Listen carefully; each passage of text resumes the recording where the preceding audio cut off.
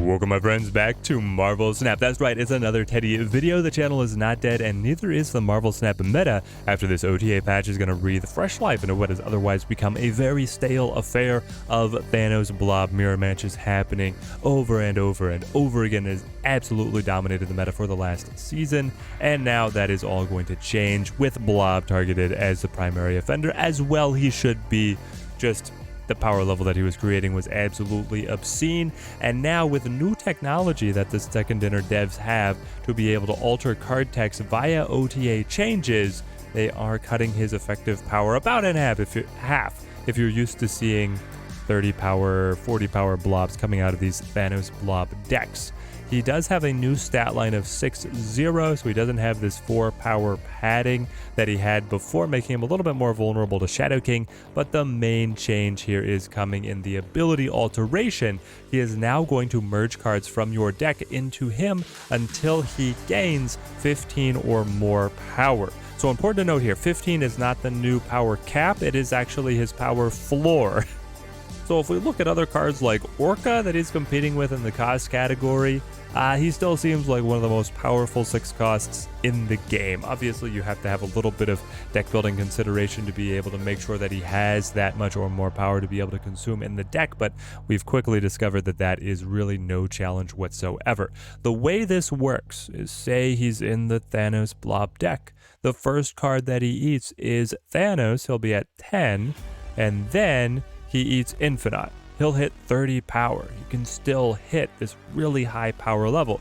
What's a lot more likely to happen though is, say he gobbles up the Thanos first again, but then he just eats a couple of the stones. He eats Power Stone for 3, and then he eats Blue Stone and Red Stone. He'll stop right at 15.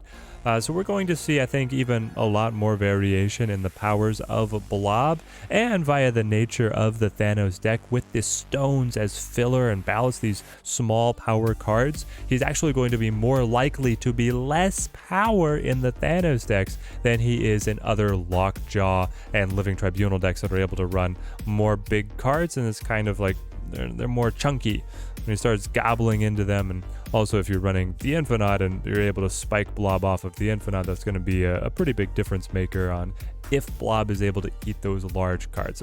Another scenario would be, say you eat Thanos and Magneto, you're still hitting 22. So the developers, quick math calculations say that Blob in the Thanos deck is actually going to be hitting the minimum of 15-17% of the time, and then it's going to kind of, the percentage is going to drop off as you string along higher powers. So he's going to be clustering in between 15 and 20, I think, in the majority of your games, which is still a really good card. It's really powerful, but it's just not the lane winning guarantee that he was before. So finally, we're going to see some breathing space for other decks to be able to come along and compete. At least that's how I'm viewing it. I actually do think that they are probably going to tone Blob down again in the future and bring this number specifically down. I'm gonna guess it's gonna hit 13, maybe even 12. We'll see how it goes, but I think that this is so much more reasonable to be able to combat than what Blob was able to do before.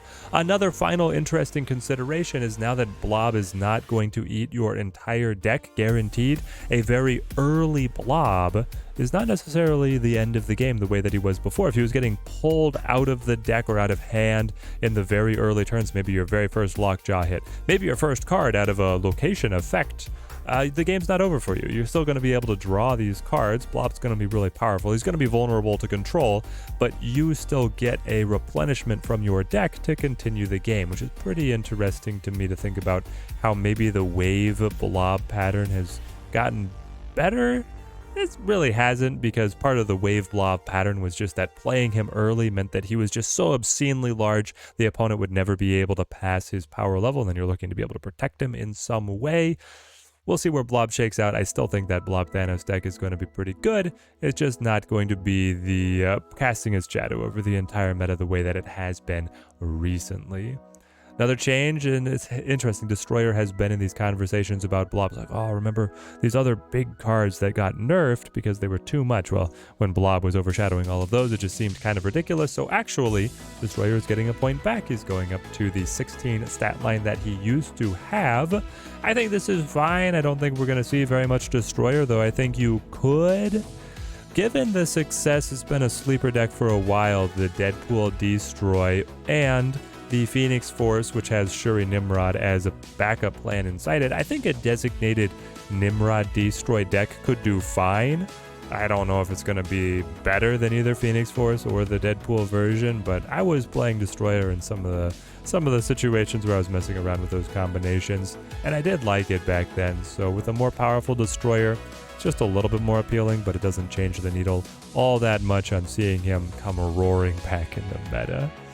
Also altered is a Viper. She's been going through a couple different iterations here. She's now improving to a 3-5 stat line.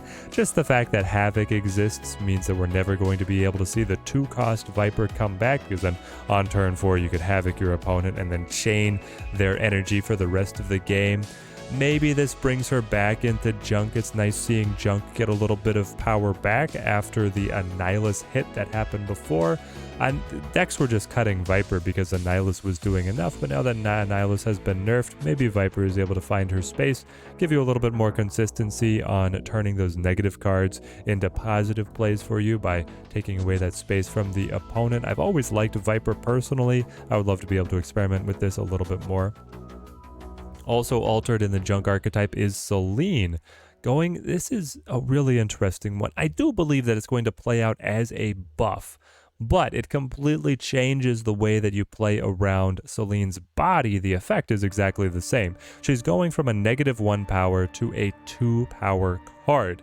This means that she is giving you better tempo in the early game. That can translate into giving you initiative, which is all important here in Snap when we're looking at final turn plays around control cards. Annihilus, Annihilus, obviously an important card to play here. And now Annihilus is actually losing the negative Seline body that he had been throwing over to the opponent's side.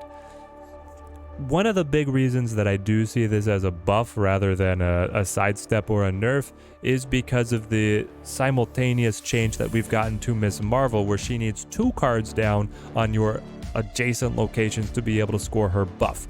And the current versions of the Junk deck have been just throwing so much over at the opponent's side of the board. It's actually more challenging for them than almost any other deck that had been using Miss Marvel to get the 2 different cards to be able to score her buffs, and now Seline is going to be able to stick to your side of the board to help facilitate that play pattern, which I do think is pretty important. And so that's one of the reasons that I'm happy with this, and I'm going to try and include Seline back in my Junk deck. She's been kind of in and out of it, and I do think that here is a great chance to be able to revisit and keep on running the Goblins as well. We'll see where Junk ends up sifting out. Again, just the overshadowing of Blob being lifted lets all these other decks come back and play on it a little bit closer to even footing, and Junk had been one of the 4 runners, which is why I got nerfed by all the Annihilus hits, and we haven't gotten a fair evaluation of how the Loki and Annihilus changes and then the lack of Black Knight changes are really going to compete against each other, because everything has just been blobbed out.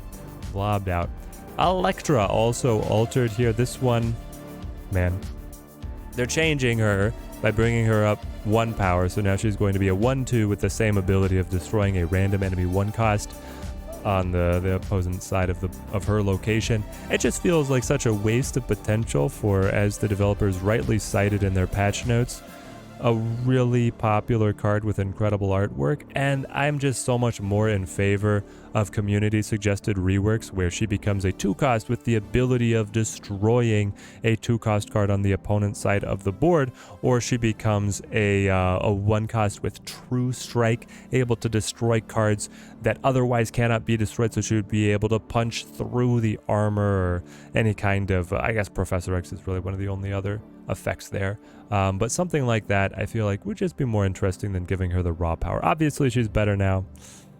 Don't think that she sees much play though, unless High Evolutionary is actually the deck that gets the renaissance here with the Blob overlordship lifted. We shall see. We shall see. I would love to be able to play more Electra. I think that she is very cool. Also updated is Dazzler. This one, a really dramatic change. Going from a 3-2 to a 2-2, same ability. I mean, Dazzler has never been good. And this could finally be her time at a 2-2. It's really easy to be able to justify running her in a lot of different decks. Anything that is going to be able to drop a ton of bodies to the board is going to love having her. And I do think that zoo decks deserve a revisit as things stand. Listen, guys, if they don't have to contend with a 40 power Blob dominating a lane guaranteed, they actually do pretty well. They've got a 5 power Martyr now. They have this Dazzler that's now knocked way down in cost. Her coming down in cost means that they can very easily run control cards. You can skew the zoo deck to be a little bit more bounce focused or a little bit more discard focused because they've also been gifted the strong guy at 3 cost. There's some very sneaky stuff on being able to generate just a ton of power with these effects, and I'm excited to see where this goes. Another piece here is that having her power levels so low means that it can get picked up by the Bast, which also plays really well with some of these zoo strategies. Making her really cheap means that you could even see a world. I don't know if it's actually going to be that good, but if you use Mystique to be able to copy the Dazzler, especially if you'd been able to throw Bast out early, that's 2 really powerful scaling cards. You're going to get the stat line of a Mojo now, where he was getting the +6 from filling both sides of his location. Now Dazzler getting the +6 if you fill all sides of your entire board. I like the symmetry there as well. Another alteration is the Hercules. Fastest time for any card from release to getting buffed. 4-7. It's so sad to see the developers sneer at Move in this way. I mean, come on, guys. You have Move as a core archetype in the game. I understand. There's people out there who say that Hercules is fine. I mean, if you think about it, you're paying 4 cost, you're now going to be getting 7 stats, and if he moves a card twice, you've just played him on curve, and then you're able to hit your other combos, that's pretty good. But he's up against other 4 cost cards like Ms. Marvel, Loki, Darkhawk, the Ghost Rider, Ebony Blade. I mean, come on. The power threshold of a 4 cost card is incredibly high. These are other cards that absolutely dominate metagames or have in the past, and Move is over here doing nothing. They've never been good in the end game meta. Obviously, they have their brief limelight in Series 2, which is so short-lived, is just disgusting. Move has gotten 3 Series 5 cards. They needed a savior to finally elevate them. They've never even been a top 3 deck in the game. We got Ghost Spider, which they badly needed. We got Hercules now, who has just been largely, in my opinion, a flop. And we did get Phoenix Force, who arguably just kind of doing its own niche thing, but it obviously has a lot of move synergy, so I am going to count it. Just seeing some other ideas for Hercules of making him significantly cheaper or allowing his ability to move all cards that enter his location on any given turn. And there's notes of like, oh, but that would be overpowered. That seems like too much. Sure, adjust his power down then, or whatever. Move, because Snap is in this pattern of the developers buff things and nerf things. They're intentionally just churning the pot of what's going to be on top. And Move has never been in the upper crust ever. Give them something dramatic. They really needed to elevate them. And this is not it. Hercules is, I guess he's fine, especially in Phoenix Force right now. But interesting that they're also buffing another move card at the same time here. We've got an update to Dagger. Her base power is going down to 0, but her ability is changing to +3 power per opponent card at the location that she moves to. This means as long as you're moving to a location with 2 enemy cards, you're getting the same amount. If you're moving and you're tagging more enemy cards throughout the course of the game, you're going to end up with a much larger Dagger. There was a brief blip where a Dagger bounce deck was kind of popular, and now if Dagger's going to scale a little bit faster, I mean, There could be something here, but it's another Achilles heel of Move, is that when Move is being successful, it's consolidating power on these couple of carry cards, which are then very susceptible to control, and if they do get removed with control, the deck breaks down. We'll see. We'll see. There are some versions of the Move deck that are doing okay, especially in Conquest mode, I hear.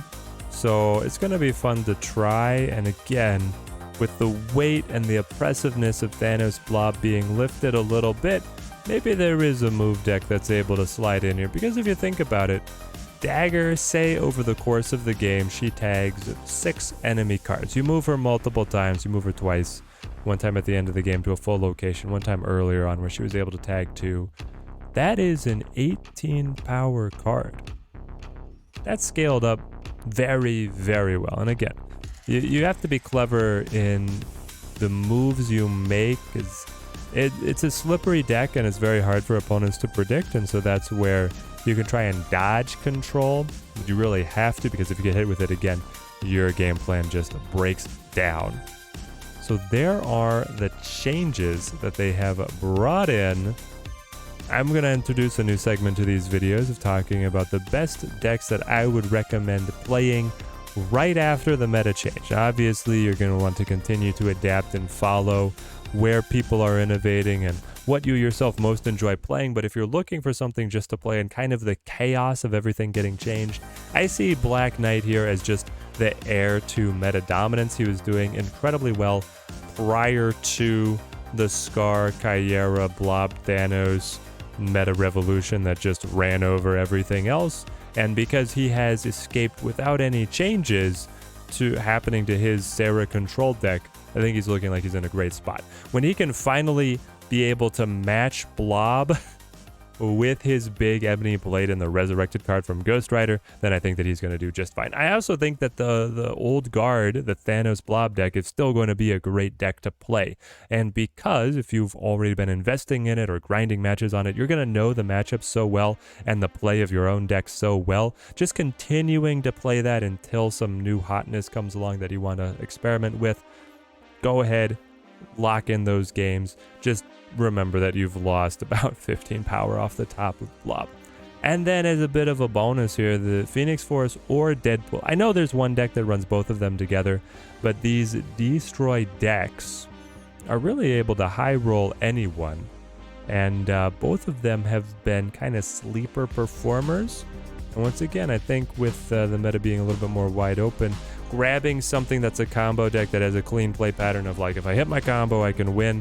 If I miss my combo, I can retreat, is a very good bread and butter kind of deck to go back to until the meta settles out and you find another matchup or another deck that you want to be able to pilot moving forward. Are there any interesting theory crafting ideas that I missed here in the video? I'd love to hear down in the comments below. What do you guys think of the update?